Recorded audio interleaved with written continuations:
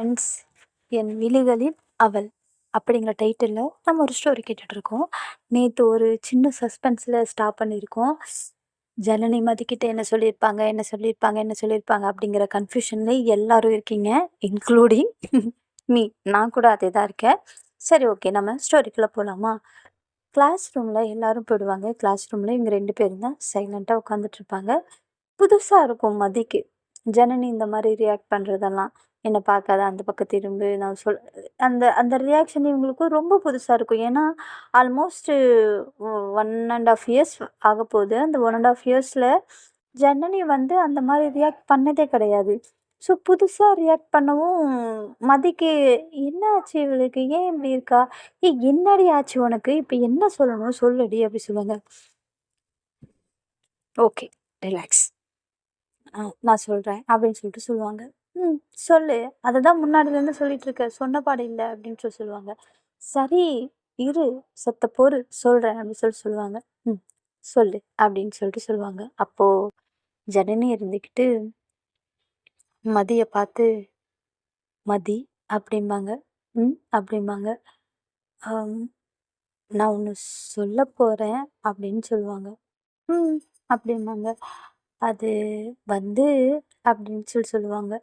என்ன ஜனனி, சொல்லு அப்படின்னு சொல்லுவாங்க. நான் உனக்காக ஒன்று சொல்ல போகிறேன் அப்படின்னு சொல்லுவாங்க. சொல்லு, நான் கேட்குறேன் அப்படின்னு சொல்லுவாங்க. அப்போது ஜனனி சொல்லுவாங்க, தொலைவில் இருந்தால் மறந்து விடுவாய் என்று நினைத்தேன். ஆனால் அருகில் இருந்தபடியே என்னை மறக்கச் செய்கிறது உன் விழிகள். உன்னை மறக்க நினைக்கும் ஒவ்வொரு கணமும் நான் மறந்து விடுவது என்னவோ என் தூக்கத்தை அப்படின்னு சொல்லி ஒரு கவிதை சொல்லுவாங்க.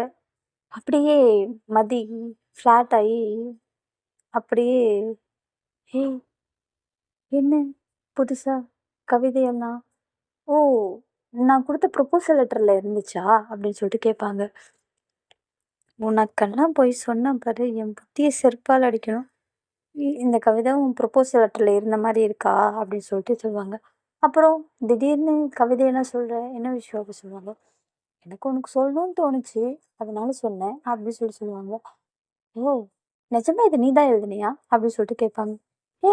ஏன்டி எவ்வளோ சந்தேகம், ஏன் நல்ல கவிதை எழுத மாட்டேனா அப்படின்னு சொல்லி கேட்பாங்க. இல்லை, இப்போ வரைக்கும் உன்னோட புக்ஸ் நோட்டில் கூட எங்கேயோ நீ ஒரு லைனில் கூட கவிதை எழுத மாதிரி நான் எதுவும் பார்க்கலையே, புதுசாக இருக்கே. ஏய் உண்மையை சொல்லு, ஆன்லைன்லேருந்து சுட்ட தானே அப்படின்னு சொல்லுவாங்க. அது மீன் இன்டர்நெட்லேருந்து சுட்ட தானே அப்படி சொல்லுவாங்க.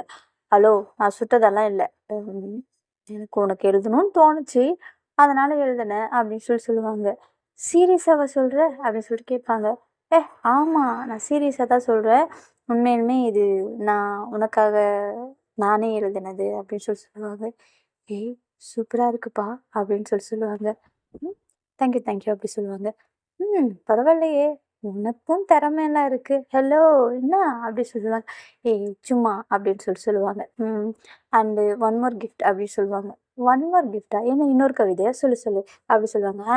இது ஒன்று எழுதவே நான் படாத பாடுபட்டேன், இன்னொரு கவிதை வரையா, அதில் இல்லை அப்படின்னு சொல்லிட்டு அவங்க பேக்குள்ளே இருந்து பிங்க் கலர் ரோஸ் எடுத்து கொடுப்பாங்க. பிங்க் கலர் ரோஸ் அப்படின்னா இந்த பன்னீர் ரோஸ் சொல்லுவாங்கள்ல, அந்த மாதிரி நாட்டுட்டால் அந்த ஹைப்ரிட் ரோஸ் மாதிரி இருக்கும்ல, அது கிடையாது, பன்னீர் ரோஸ். அதை எடுத்து கொடுப்பாங்க. வாவ், யூ ஜனனி, எனக்கு இந்த ரோஸ் ரொம்ப பிடிக்கும் அப்படின்னு சொல்லுவாங்க. ஏன் ஸ்பெஷலாக இது மட்டும் அப்படி சொல்லுவாங்க.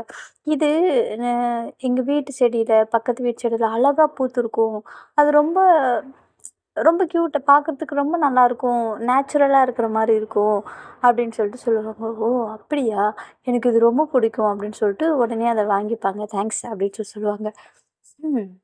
பரவாயில்ல, எங்கே நான் கொடுக்குற கிஃப்டெல்லாம் ஸ்பாயில் ஆகிடுமோ அப்படின்னு நினச்சேன், பட் ஓகே தான் அப்படின்னு சொல்லுவாங்க. ஏய் நீ கொடுத்தால் இல்லை, ஜஸ்ட்டு நீ சொன்னாலே அது எனக்கு ஓகே தான் அப்படின்னு சொல்லுவாங்க. பட் இருந்தாலும் எனக்கு கொடுக்கணும்னு தோணுச்சு அப்படின்னு சொல்லுவாங்க. இது நீ காலையில் கொடுத்துருக்கலாமே அப்படி சொல்லுவாங்க. காலையில் கிளாஸ் ரூம் இவ்வளோ சைலண்ட்டாக இருக்காதுல்ல, அண்டு அந்த கவிதையை நான் உனக்கு சொல்லும்போது பீஸ்ஃபுல்லாக இருந்தால் தானே நல்லாயிருக்கும், அதனால தான் அப்படி சொல்லுவாங்க. பரவாயில்லையே, உனக்குள்ளேயும் ஒருத்தன் தூங்கிட்டு இருக்கான். இதுவா ஜனனி மாதிரியே நீ இல்லை, இது இன்னைக்கு ரொம்ப டிஃப்ரெண்ட்டாக தெரியுற அப்படின்னு சொல்லுவாங்க. ஏ ஏ அப்படியெல்லாம் இல்லை, ஜஸ்ட் எனக்கு சொல்லணும்னு தோணுச்சு அவ்வளோதான். நான் நார்மலாக தான் இருக்கேன், வா போகலாம் அப்படின்னு சொல்லிட்டு லேசாக ஒரு தட்டு தட்டுவாங்க. எதை வேணாலும் விடுவேன், என்னை அடிக்கிறது மட்டும் விட மாட்டேல்ல அப்படி சொல்லுவாங்க. அதை மட்டும் எப்படிம்மா விட முடியும், நீ எனக்கு கிடைச்ச அடிமைம்மா அப்படி சொல்லுவாங்க. என்ன சொல்கிற? ஆமாம், எனக்கு கிடைத்த அடிமை, மிகவும் திறமைசாலி அப்படிங்கிற மாதிரி. நீங்கிட்ட நல்லாவே அடி வாங்குற, அதுவும் திருப்பி அடிக்கவும் மாட்டேங்கிற, பேசவும் மாட்டேங்கிற. ஸோ ஐ லைக் இட் அப்படி சொல்லுவாங்க. எந்த விதத்தில் லைக் இட் அப்படி சொல்லி கேட்பாங்க. அடி வாங்குற விதத்தில் அதானே பார்த்தேன். என்ன உண்மையாக சொல்லணுன்னா ஐ லைக் இட் தான் அப்படின்னு சொல்லுவாங்க. சரி சரி போகலாமா அப்படின்னு சொல்லுவாங்க. போகலாமே அப்படின்னு சொல்லிட்டு இவங்க கிளாஸ் ரூம் விட்டு வெளில வருவாங்க. யாருமே இருக்க மாட்டாங்க, எல்லாரும் போயிடுவாங்க. இன்னும் ஸ்கூலே இப்படி பிரிச்சுடி கிடக்கு, எல்லாரும் போயிட்டாங்க. ஒரு கவிதை எழுதிட்டு வந்துட்டு இப்படி ஸ்கூலில் இருக்கிற மொத்த பேரையும் துரத்தி விட்டல அப்படின்னு சொல்லுவாங்க. பிடிக்கலையா உனக்கு அப்படின்னு சொல்லிட்டு கேட்பாங்க. சிச்சி ரொம்ப பிடிச்சிருக்கு, ரொம்ப நல்லா இருக்கு அப்படின்னு சொல்லுவாங்க. ரொம்ப பிடிச்சிருக்கு, ரொம்ப நல்லா இருக்கு அப்படின்னு சொல்லிக்கிட்டே மதி என்ன பண்ணுவாங்க, அவங்க கையை கோர்த்து நடக்க ஆரம்பிச்சிருவாங்க. கை மீன்ஸ் நார்மலாக ஃபிங்கர் லாக் கிடையாது. அவங்க நடந்து போகும்போது அந்த கையோட கை நல்லா கோர்த்துக்கிட்டு நடந்து போவாங்க. அப்போது ஜனனிக்குள்ள வரும் பாரு ஒரு சந்தோஷம், அப்பா சொல்லவே முடியாத அளவுக்கு இருக்கும். அது அந்த அளவுக்கு ஒரு ஃபீல், அவங்களுக்கு ரொம்ப ஹாப்பியாக ஃபீல் பண்ணுவாங்க. சரின்னு சொல்லிட்டு அந்த ஸ்கூல் காம்பவுண்ட் செவரை தாண்டுவாங்க. அங்கே ஒரு கேங்காக நின்றுட்டுருக்கோம். என்னடி எல்லாரும் அப்போவே கிளம்பிட்டாங்க, நீங்கள் 2 பேர் மட்டும் லேட்டாக வரீங்க, என்ன அப்படின்னு சொல்லிட்டு கிளப்பாங்க. ஒன்றும் இல்லை, நீ அடங்கலாம் அப்படின்னு சொல்லிட்டு நம்ம ஜனனி சொல்லுவாங்க. கை வேற 2 பேர் கோத்துக்கிட்டு வரீங்க லவ்வர்ஸ் மாதிரி, என்ன விஷயம் அப்படி சொல்லுவாங்க. ஏண்டி என் மானத்தை வாங்குற, கையை விடேண்டி அப்படி சொல்லுவாங்க. உனக்கு என்ன பிரச்சனை, இது என் கை, இது என் ஃப்ரெண்டோட கை, எனக்கு சொந்தமான கை, எனக்கு இந்த கையை பிடிக்கிறதுக்கு ஃபுல் உரிமை இருக்குது, நீ ஏன் சொல்கிற, அதெல்லாம் நீ சொல்லக்கூடாது, நான் இந்த கையை அப்படி தான் பிடிச்சிட்டு வருவேன், யார் சொன்னால் எனக்கு என்ன அப்படிங்கிற மாதிரி அந்த கையை பிடிச்சி நல்லா அப்போ தான் இன்னும் டைட்டாக பிடிச்சிப்பாங்க. சொன்ன கேள்வி விடி எல்லாம் கலாய்க்கிறாங்க, அவங்களுக்காகலாம் விட முடியாது, ஏன் விருப்பம் தான் அப்படின்னு சொல்லிட்டு வருவாங்க. இதுக்கு மேலே உங்ககிட்ட பேச முடியாது வான்னு சொல்லிட்டு போவாங்க. அப்புறம் அந்த கேங் கூடயும் ஜாயின்ட் ஆகிடுவாங்க. அப்படியே எல்லோரும் சேர்ந்துட்டு ஜாலியாக பேசிக்கிட்டு போவாங்க. அங்கே போனால் நிறைய பேர் அவங்க அவங்க கிளாஸ் கேங்கே ஒரு 2-3 கேங்காக வந்து பார்த்திங்க அப்படின்னா அங்கங்கே பிரிஞ்சு பேசிகிட்டு இருப்பாங்க. இன்னும் பஸ்ஸு வரல அப்படின்னு சொல்லி கேட்கும்போது, நமக்கு எப்பயும் வர பஸ் பஞ்சராம்ப்பா, இன்றைக்கி லேட்டாக தான் வருமா அப்படின்னு சொல்லுவாங்க. அச்சச்சோ அப்படியா, சரி ஓகே, என்ன பண்ணலாம் அது வரைக்கும் அப்படின்னு சொல்லிட்டு அங்கே ஒரு தாழ்வாரம் மாதிரி இருக்கும். அந்த கல் போட்டு உட்காந்துருக்க மாதிரி ஒரு இடம் இருக்கும். அங்கே போய் எல்லோரும் கேங்காக உட்காந்துக்கிட்டு, சரி போர் அடிக்குது, நம்ம எல்லோரும் கேம் விளாட்லாமா அப்படின்னு சொல்லுவாங்க. கேமா, என்ன கேம் அப்படின்னு சொல்லுவாங்க. ஃபஸ்ட்டு நம்ம எல்லோரும் கொஞ்சம் நேரம் சாங்ஸ் பாடுவோம் அப்படின்னு சொல்லிட்டு சாங்ஸ் பாடிட்டுருப்பாங்க. இவங்களும் நல்லா கையெல்லாம் கிளாப் பண்ணிக்கிட்டு நல்லா ஜாலியாக சாங்ஸ் பாடிட்டுருப்பாங்க. அதுக்கப்புறம் அந்த கேங்லேருந்து ஒருத்தவங்க சொல்லுவாங்க, திருத்தூர் ஒரு 6-7 பேர் இருப்பாங்க. அப்புறம் அந்த கேங்லேருந்து ஒருத்தவங்க சொல்லுவாங்க, இது ஒரு கேம், இந்த கேமில் யார் ஜெயிக்கிறாங்களோ அவங்களுக்கு 2 பப்ஸ் அப்படின்னு சொல்லுவாங்க. வாவ் சூப்பர், எனக்கு எக் பப்ஸ் வேணும், எனக்கு வெஜ் பப்ஸ் அப்படின்னு சொல்லுவாங்க. சரி ஓகே, கேம் என்னன்னே தெரியாமலே நீங்கள் எப்படி சொல்கிறீங்க அப்படின்னு சொல்லிட்டு கேட்பாங்க. உடனே ஜன்னல் இருந்துக்கிட்டு 2 எக் பப்ஸ் வாங்கி தருவல்ல, நான் தான் ஜெயிப்பேன், என்ன கேம் வேணால் வச்சுக்கோ அப்படின்னு சொல்லுவாங்க. இவங்களுக்கு ஃபுட்டு அப்படின்னா ஓகே, அது எதுவாக இருந்தாலும் பார்த்துக்கலாம், அது என்ன ஏதுங்கிறதெல்லாம் அப்பார்ட் ஃப்ரம் தான். சரின்ட்டு எனக்கு 2 எக் பப்ஸ் ஓகே தானே, நான் தான் ஜெயிப்பேன், வாங்க பார்த்துக்கலாம் அப்படின்னு சொல்லிட்டு, என்ன சொல்லு அப்படின்னு சொல்லிட்டு போய் கெத்தாக உட்காருவாங்க. இங்கே பாரு, நம்ம 7 பேர் இருக்கோம், கரெக்டாக 5 மினிட்ஸ் டைம், ஓகே, அந்த 5 மினிட்ஸ் யாரோட கண்ணு சிமிட்டாமல் ஒருத்தர் பார்த்து கடைசி வரைக்கும் ஜெயிக்கிறாங்களோ அவங்க தான் இதில் வின்னு அப்படி சொல்லுவாங்க. ஏண்டி இதெல்லாம் ஒரு கேமா அப்படி சொல்லிட்டு கேட்பாங்க ஜனனி. கேம் தான், இது என்னடி கேம், இதெல்லாம் சும்மா ஜுஜிபி, சும்மா புஃப்னு பறக்க விட்டுருவேன், நீ என்னடான்னா வா யார் வரீங்க வாங்க நான் ரெடி அப்படி சொல்லுவாங்க. ஃபஸ்ட்டு போட்டி நான் தான் அப்படி சொல்லுவாங்க. சரி ஓகே அப்படின்னு சொல்லிட்டு ஒருத்தருக்கு ஒருத்தர் பார்த்துட்டு இருப்பாங்க. ஆக்சுவலாக அங்கே இருக்கிற 7 பேருமே ரவுண்ட் கொடுத்துக்கிட்டே இருப்பாங்க. ஒவ்வொருத்தருக்கும் இங்கே 2 பேர் போயிட்டுருக்கும்போது ஆப்போசிட்டில் 2 பேர், அதில் யார் யார் தோக்குறாங்களோ அவங்க கூட தான் இந்த மாதிரி தான் போயிட்டுருக்கும். ஸோ 7 பேர் இருப்பாங்களே, ஸோ பிரிஞ்சு பண்ணுறவங்க ஒருத்தங்க மட்டும் வேடிக்கை பார்த்துட்ருப்பாங்க. நம்ம ஜனனி கூட ஒரு 3 பேர் வருவாங்க. அந்த ஆப்போசிட்டு வின் பண்ணியிருப்பாங்க இல்லையா, அந்த ஆப்போசிட் வின் பண்ணவங்க இவங்க கூட வருவாங்க. அதில் தோற்றுருவாங்க. தோத்துட்டு 3வதா வர பர்சன் யாருங்க அப்படின்னு பார்த்தீங்கன்னா, நம்மளுடைய மதி. அந்த சிங்கிள் பர்சனாக நின்றுட்டுருப்பாங்கன்னு சொன்னேன் இல்லையா, ஐ மீன் இந்த மொத்தம் 3 இருப்பாங்க. ஜனனி கேங் 1, அப்புறம் இன்னொரு பர்சன் மொத்தம் 6 பேர் வந்துட்டாங்க. இன்னும் ஒருத்தர் தான் நின்றுருப்பாங்க. இந்த 2 பேர்கிட்டையும் நம்ம ஜனனி ஜெயிச்சிடுவாங்க. அடுத்ததாக நிற்கிற ஒரே ஒரு பர்சன் யார் அப்படின்னா, அது நம்மளோட மதி. ஐயோ இவளா? கிளாஸ் ரூம்லேயே இவ மூஞ்சி நம்ம பார்க்க முடியலையே, அதுலேயும் ஸ்பெசிஃபிக்காக கண்ணு வேற பார்க்க சொல்கிறாங்களே, முடியும் தோற்றுருவோமோ? ஐயோ 2 எக் பப்ஸ் போயிடுமோ? அடடா! இல்லையே, எக் பப்ஸ் நமக்கு வேணும்டா. டேய் எக் பப்ஸ் விட்டுறக்கூடாது. இவளை கிளாஸ் ரூம்லேயே ஹேண்டில் பண்ண முடியலையே, இப்போ எப்படி ஹேண்டில் பண்ண போகிறேன்? சரி ஓகே, என்னை காப்பாற்றுப்பா அப்படின்னு சொல்லிட்டு நான் ரெடி அப்படி சொல்லுவாங்க. மதி வந்து உட்காரும்போதே நல்ல ஒரு ஸ்மைலிங் ஃபேஸோட வந்து உட்காருவாங்க. ஏய் இப்போ எதுக்கு நீ சிரிக்கிற அப்படின்னு சொல்லுவாங்க. என்னோட ஃபேஸ் இங்கே இருக்குது, என்னோட லிப்ஸ் தானே என்னோட உதடுகள் தானே சிரிக்குது.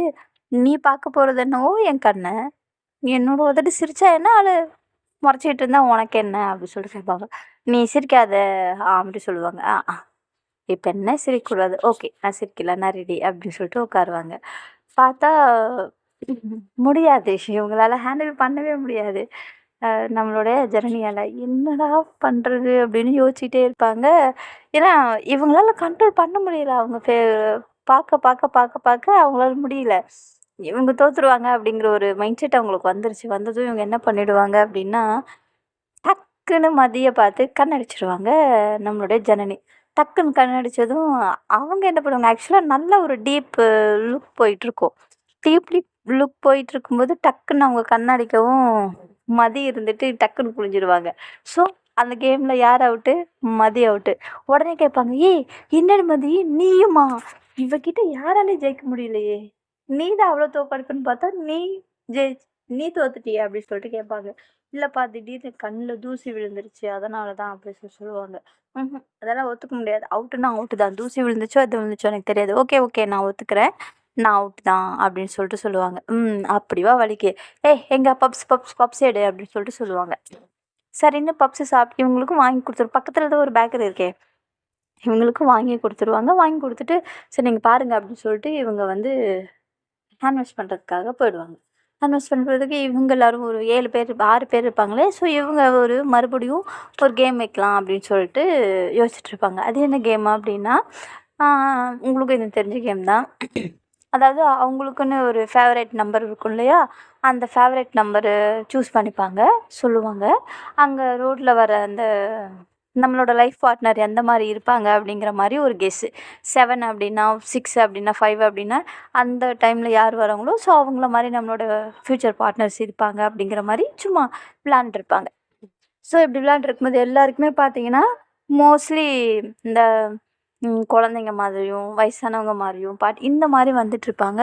ஒரு சிலருக்கு வந்து வருவாங்க, யங்ஸ்டர் வருவாங்க. பட் அந்த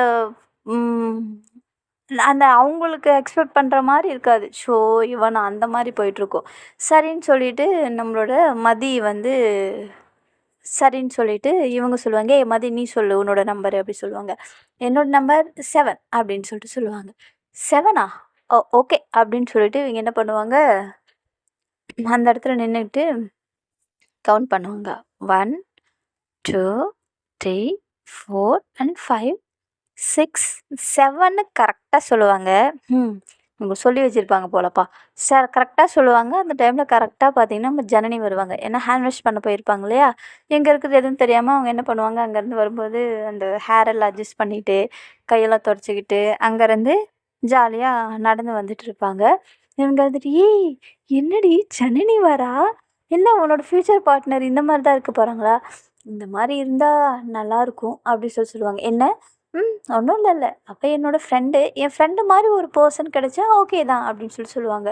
எது இவ்வளோ மாதிரி பொண்ணாவா? ஏய் அப்படி இல்லை, அவளை மாதிரி போல்டாக தைரியமாக ஸ்ட்ரைட் ஃபார்வர்டாக ஒரு பாய் இருக்கலாம் இல்லையா அப்படின்னு சொல்லுவாங்க.